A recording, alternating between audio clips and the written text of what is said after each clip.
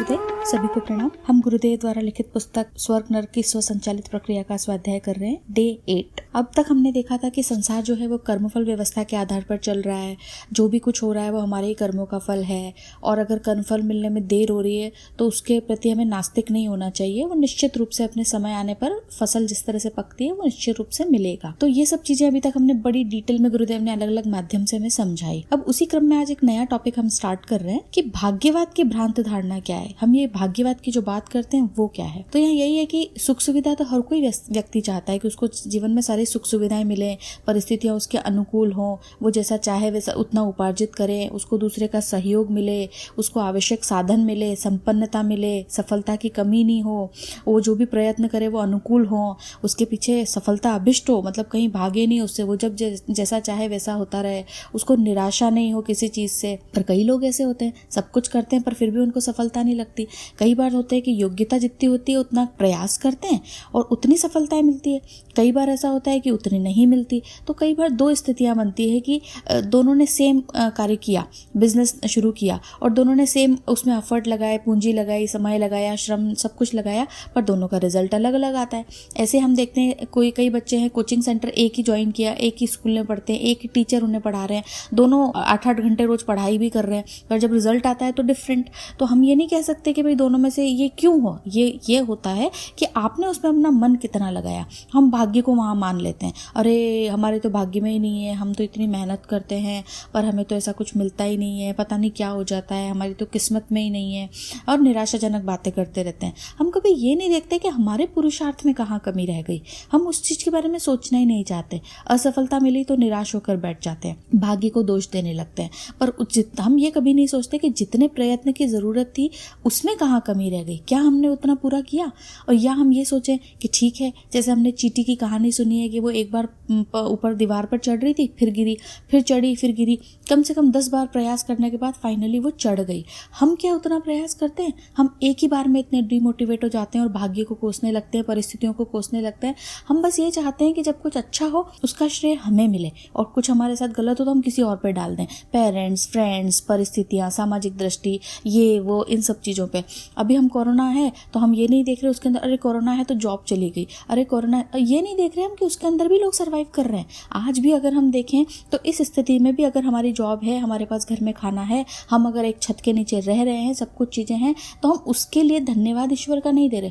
अरे जॉब चली गई, पता नहीं इस बार ग्रोथ मिलेगी कि नहीं, प्रमोशन ड्यू था मेरा, तो ये सब चीज़ें, तो हम उसके अंदर बस नेगेटिव ही सोचते हैं। और अगर किसी और को मिला, हमें नहीं मिला, तो बस मतलब नेगेटिव हो जाते हैं। अरे देखो ये लोग तो बॉस की चापलूसी करते हैं ना, ये लोग उनको बटरिंग करते हैं इसलिए इनको मिलता है। हम ये नहीं देखते कि अगर बॉस बना है तो उसके अंदर गुण होंगे, उसमें टैलेंट होंगे, उसके अंदर वो पारखी दृष्टि होगी। हाँ, समय के अनुसार सबके अंदर अपने गुण होते हैं, थोड़ा बहुत पक्षपात, पर इस तरह से नहीं दुनिया चलती है। कंपनीज के अंदर जब जॉब कर रहे हैं तो वो ये नहीं देखते हैं कि कौन किसका सगा है, क्या है, वो काम देखते हैं। आपके अंदर अगर वो पोटेंशियल है तो आपको बटरिंग की ज़रूरत नहीं है। पर हम अपना ध्यान अपने काम पे फोकस करने में नहीं लगा रहे हैं। हम बस ये देख रहे हैं अच्छा इसको मिला क्योंकि ये बॉस की चापलूसी करता है, बॉस को डिनर पे बुलाता है, ये वो, हम यही चीज़ों में रह जाते हैं उलझ के।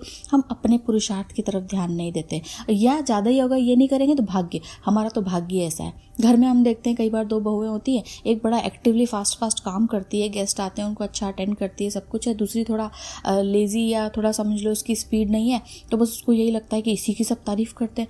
वो ये नहीं देखती है कि वही काम जो खाना बनाना था, घर था, संभालना था, रिश्तेदारी निभानी थी, उसके अंदर अगली दूसरी वाली ने कितना एफर्ट लगाया। ये भी एक कला है रिश्तों के अंदर। एक हमें 30 त्योहार मना लें, एक हम रिश्ते निभा लें, एक हम उनमें आत्मीयता रखें। तो वो आत्मीयता को जिंदा रखना अपने लिए, उसके लिए जो पुरुषार्थ करना है, उसके लिए बहुत कुछ सहना होता है, बहुत सारी चीज़ें मतलब हमें इग्नोर करनी होती है। क्या हमने वो किया? हम बरवने, अरे हमारा तो भाग्य ऐसा है, हमारे तो है ही ऐसा, पता नहीं क्यों मेरे तो भाग्य में होता ही नहीं, बस भाग्य को कोसने लग जाते हैं हम हर चीज़ के लिए। कई बार अगर वो नहीं हुआ, किसान है उसने फसल लगाई और वो बहुत ज़्यादा बाढ़ आ गई या आंधी तूफान की वजह से फसल खराब हो गई, फिर वो किस्मत को दोष। वो ये नहीं देखेंगे कि प्रकृति को हमने ऐसा कर दिया, प्रकृति का दोहन हमने किया, इतने जो पेड़ काट दिए हमने, हर मौसम में हर एक फसल लगाने लगे। जिस भूमि में एक साल में 2 फसल होनी थी, वहाँ हम हर मौसम में एक साल में 4 लगाने लगे। अच्छा, ये टाइम में नहीं है फ्री, तो चलो फ्रूट्स लगा दें, वेजीज लगा दें, फ्लावर्स लगा दें, कुछ ना कुछ कर लें। इतने उसके अंदर हमने ये कीटनाशक, इतने हमने जो मतलब पेस्टिसाइड यूज़ किए, प्रकृति का हमने दोहन ही तो किया। फिर हम भाग्य को कोसते हैं कि अरे फसल अच्छी नहीं हुई, हमें दाम अच्छे नहीं मिले, बच्चों में ये कमी आ रही है। कहाँ से होगा? हर स्थिति के लिए जो हमारे प्रतिकूल हो रही है, हम उसके पीछे का कारण नहीं देखते हैं, हम बस उसके पीछे हम बस अवसाद में आ जाते हैं। हम अपने प्रयासों के अंदर जो असफल हो रहे हैं उसके पीछे हम ये नहीं देखते कि हम उसके लिए हमें क्या पुरुषार्थ करना है, हमारी स्ट्रेटेजी कहाँ चेंज करनी है। चाहे वो बच्चों की पढ़ाई हो, चाहे किसान खेती हो, ऑफिस वर्क हो, रिलेशनशिप हो, किसी भी एज में हमने अपना इंट्रोस्पेक्शन हम पूरी ईमानदारी से नहीं करते। हम वो समझदारी नहीं दिखा पाते हैं कि हमारे प्रयत्नों में कहाँ कमी रह गई। और जब हमें निराशा लगती है तो बस हम भाग्य को, क्या ये मेरे साथ हुआ, जानबूझकर तो नहीं हुआ, मैंने तो ऐसा किया, हम तो इतने एफर्ट डाल रहे थे, बार बार हम उन चीज़ों के लिए करते हैं, पर हम भूल सुधारने का प्रयास नहीं करते। और भूल सुधारने का प्रयास हम तभी कर पाएंगे जब हम भूल को जानेंगे, हम वो उतना गहराई में उतरेंगे, हम उस चीज़ के पीछे एक दृष्टा भाव से, एक शांतिपूर्वक बैठ के सोचेंगे, अच्छा ये चीज़ हो गई, अब क्यों हुई, अब फेल हो गए बच्चा, उसके पीछे वो सोचता रहे मेरा तो बिगड़ गया, अब मैं पढ़ाई छोड़ दूँ, अब मैं तो कुछ नहीं कर सकता, लायक नहीं हूँ। अरे नहीं भाई, वही सिलेबस वही अगर दूसरे बच्चे पढ़ रहे हैं, तुम अगर मेहनत करोगे तो क्या नहीं कर सकते। और ऐसे हमने कई उदाहरण देखे हैं जहाँ पे एक बार जो बच्चे बहुत कम मार्क्स थे, फेल हो गए, बट आगे चल के बहुत बड़े एंटरप्रेन्योर रहे वो, या और कुछ एक्सेल कर गए अपनी लाइफ में।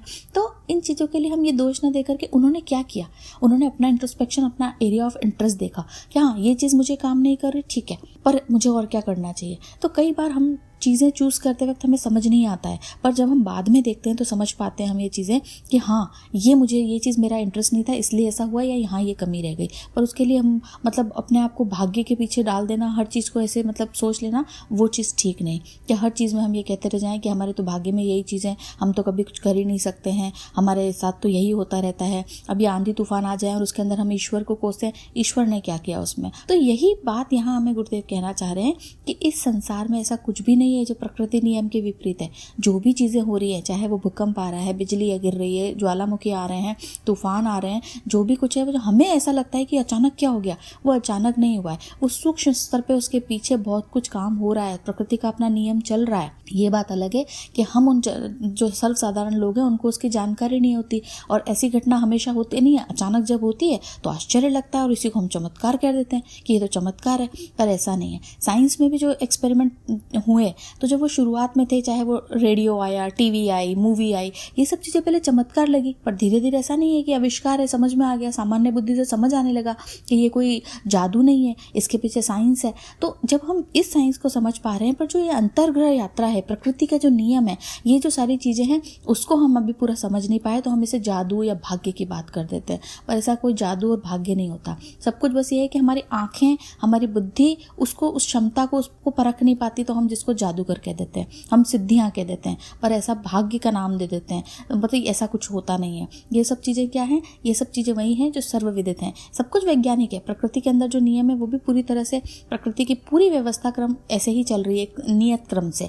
आदिकाल से सूर्य का जो काम है, वो सब चीज़ें हम देख रहे हैं, वो वैसे ही चलती आ रही हैं। पर हमने उसके लिए कह दिया कि अरे ये ग्रहण आ गया तो ये चीज़ खराब, ये चीज़ ऐसा, ये तो राक्षस आ गए इसलिए ऐसा होता है। ऐसा नहीं है। जब हमने अब साइंस ने प्रूव कर दिया तो हमें समझ में आ रहा है।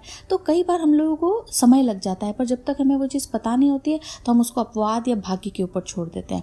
तो हमें भाग्य के ऊपर ये चीज़ें, किसी भी तरह की स्थिति आए, उसको भाग्य पर डालने की ज़रूरत नहीं है कि हम यहाँ ये कहें कि अरे देवी देवता ऐसा करते हैं, देवी देवताओं से हम समाधान लें और ये सब चीज़ें हैं। तो देवी देवता नहीं कर रहे यहाँ पर, ये जो हमने ही किए हैं वो चीज़ें, उसी का हमारे सामने परिणाम आ रहा होता है। हमें उसे देवी देवता के अनुग्रह या उनका विग्रह या उनका कोप, और ये देवता नाराज़ हो गए हैं इसलिए ऐसा हो रहा है, अब हमें ये करना होगा, नहीं। अगर देवी देवता नाराज़ हो गए होते तो सृष्टि को ही खत्म कर देते, जैसे शिव शंकर अपनी तीसरी दृष्टि अगर खोल दें, आँख खोल दें तो।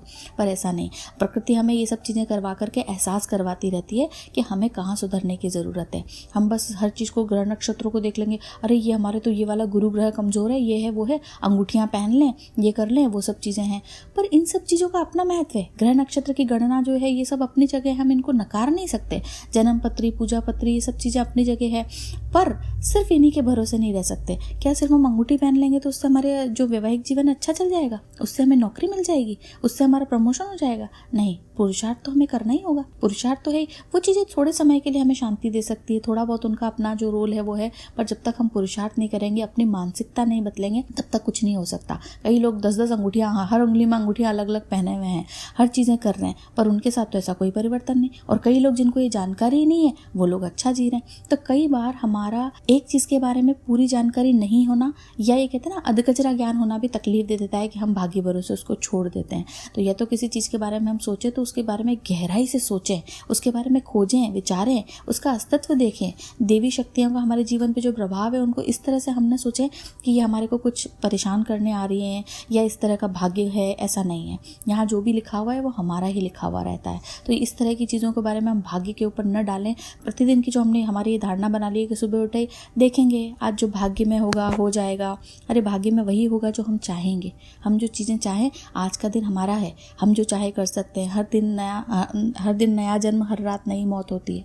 तो अगर जो कल बीत गया, हम उसके बारे में ये ना सोच कर कि क्या बुरा हुआ, उससे अगर हम सबक लें, सीखें, तो जो हमारा भाग्य हम बदल सकते हैं। कभी भी किसी बड़े ज्योतिष के पास जाएं और अगर वो बचपन में जब बच्चे की पत्रिका बनाते हैं तो उसमें होता है कि अरे ये तो कुछ नहीं कर सकता जीवन में, मान ले उन्होंने कहा, या ये चीज़ नहीं कर पाएगा, पर वो बच्चा बड़ा होकर कर लेता है। तो ये कैसे हुआ? ये ऐसे ही हुआ कि उस बच्चे ने पुरुषार्थ किया जो वो करना चाहता था। जब वो बड़ा हुआ तो उसने अपना भाग्य बदल लिया। वो पत्रिका की जो बातें थी वो परिवर्तित हो गई।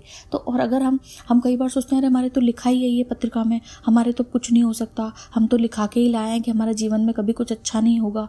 तो वही होगा, आपने अपने सबकॉन्शियस में वही थॉट डाल दिया, आपने पुरुषार्थ नहीं किया, तो पत्रिका की बातें निश्चित रूप से सही होंगी। पर हम चाहते हैं अगर कि वो बातें जो हैं, अगर हमें एक वेकअप कॉल की तरह लेना चाहिए कि अच्छा अगर ये लिखा था तो हमें इस भाग्य को बदलना है। नहीं, अगर ये लिखा है इसके अंदर कि मुझे सफलता नहीं मिलेगी या मेरा ये उन्नति, आध्यात्मिक उन्नति यहाँ नहीं होगी या ये चीज़ नहीं होगी, तो मुझे उसके लिए क्या प्रयास करने, क्या पुरुषार्थ करने। हो सकता है ये मेरा प्रारब्ध हो जो इस बार ये सामने मेरे आ रहा है, इन्होंने अपनी गणना के आधार पर मुझे बताया, पर मुझे इससे क्या सीखना है, मैं इससे क्या चेंज कैसे कर दूँ इसको। रादर देन कि बैठ के हम भाग्य को रोते रहें, वो हमें नहीं करना चाहिए। ये भाग्यवाद की जो भ्रांत हमने धारणा बना रखी है उससे हमें निकलने की ज़रूरत है। तो गुरुदेव यहाँ पे हमें यही चीज़ बताने की प्रयास कर रहे हैं कि भाग्य को न कोसें, भाग्य को न दें, भाग्य को हम पॉजिटिव वे में लें कि अगर हमें पता चल रहा है तो हम उसके अंदर कैसे परिवर्तन कर सकते हैं, कैसे प्रबल पुरुषार्थ से उसको बदल सकते हैं। तो आज हम यहाँ पर इतना ही लेंगे, फिर अगले क्रम में आगे बढ़ेंगे।